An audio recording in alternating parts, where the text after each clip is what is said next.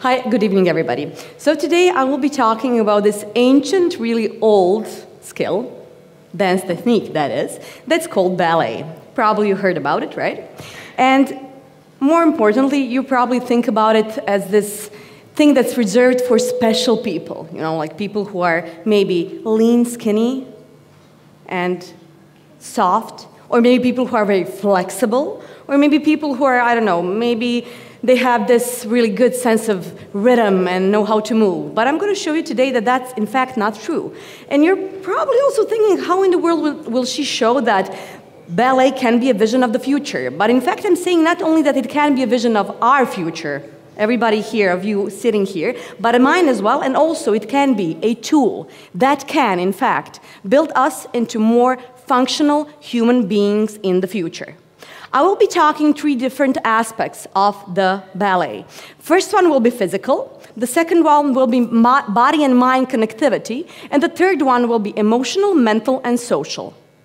So, when you think about ballet, well, at least when I think about it as a skill that could probably harm our bodies, because when you think about ballerinas, they're so well controlled, but they also have a lot of physical problems. But if you think about ballet in, well, say a recreational kind of way, right? That way, if it's modified, it can in fact bring well-being for you and for me and for everybody else, okay?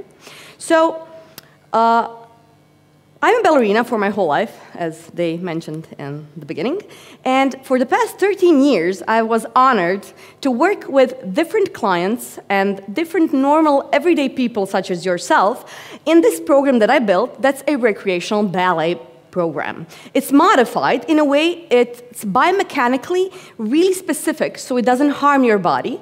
And what it has shown me throughout these 13 years is that, in fact, people who were doing it not only gained physical abilities, but also they were impacted by it in this very interesting mental, emotional, and also, I would say, neurological way, which I will be also talking about today. So let's start the first part, physical part. So, as I mentioned, ballerinas are highly controlled in their bodies, right? They have this huge control, and they're very, when you look at them, they can do things very symmetrically. So I'm going to start with the fact that when you come to a ballet class, what you first do is you stand in front of a mirror. And no, you're not checking out your bum, or are you bloated? You're actually checking, is your one shoulder higher than the other one? Maybe your right hip is rotated in some direction. Possibly your left foot is externally rotated more than the right foot. And it's not about those informations that you just get in the class. It's about you perceiving them by yourself in the mirror with the help of your instructor, teacher, that is, and incorporating them in your everyday life. What do I mean by that? So if you know that your right shoulder is higher than the left one, possibly you're holding your bag on the right shoulder and you're trying to stop it from slipping down. Maybe your left foot is rotated this way because you're always standing like this when you're waiting for a bus. Maybe you have scoliosis because you're always leaning to the right side when you're in your office trying to get the papers. So those informations that you gain in that ballet class should be of use in your private life. In a way, you stop leaning to the right and maybe start leaning to the left. Maybe you're going to switch the side on which you're carrying the bag. Because, let's face it, people, today we are maybe, I don't know, doing Pilates 2 times per week, doing ballet 2 times per week, doesn't matter. But in fact, for the rest of the hours throughout the week, those 7 days multiplied 24 hours, we are doing, well, shit, okay? So that means that we need to find a way on those classes, whatever you're doing, let's say it's ballet, to find how to incorporate them in a way they help us in our everyday life in a better way. To be aware of our bodies, because we're all there, you know, mentally wise, we're not here. Noise, social media, everything that's happening surrounding us is in fact only getting us there, okay? But we need to be more here. And when you're in a ballet class, not only because you're perceiving yourself in the mirror, getting tasks from your teacher, but also you're listening to the music, you need to do counting in your head in specific ways, so you do a step, étendu, jeté, you know, développé, whatever you're doing, in a certain moment of time of the given music. So that actually means that you have to be here now. You don't have time to think about what you're going to cook for lunch tomorrow, who's going to drive the kids to school. You have to be here and now. And in that way, also, you're addressing as well your mental health and your self-care and well, your happiness, right? Taking care of yourself, being here and now. Also, when we think about ballet class, well, actually, I want you to try something, okay? So, right hand, everybody, put your right hand like this, okay? Start to do this, 1, 2, 3, 4, 5, in your own tempo. And when you're doing it, every time you hit the third finger on your arm, tap your left foot. So it's 1, 2, 3, 4, 5. 1, okay, you keep on doing this, and I'm gonna give you tasks, okay? Now look up. Keep on doing it, okay? Good. Now look at the person next to you. Smile. Okay, is it hard? Yeah, it's hard, right? Because you need to do so many things at the same time, it's practically impossible to do it. And it's like a little brain freeze, and yeah, of course, when I'm saying this, you probably think, oh my God, I really don't want to check that ballet class out. But in fact, what happens throughout a month or two, depending on your mind and body connectivity, but that's in the next subject, you will progress in this. Definitely. I assure you of that, because I don't have one client of hundreds of them that didn't succeed in this. It's going to take time, but it will bring this better connectivity of your body and mind. And when we're talking about body and mind, it's not like the body is there and the mind is there, right? They're the same. But sometimes we're disconnected. And sometimes we need to build those connections, not maybe again, but in a better, proper way, to again be more here and more present.